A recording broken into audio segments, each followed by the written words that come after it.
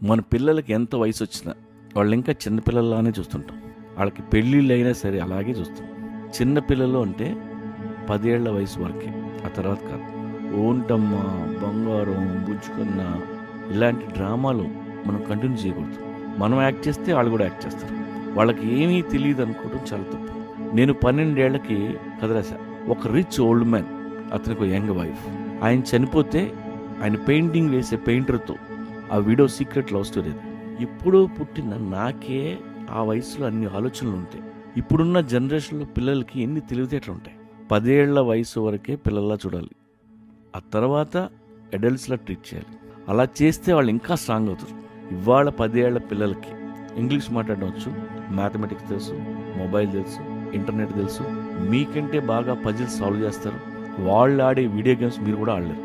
ఇంకేం కావాలి? వాళ్ళ తెలివితేటలు చూసి మీరే మురిసిపోతుంటారు.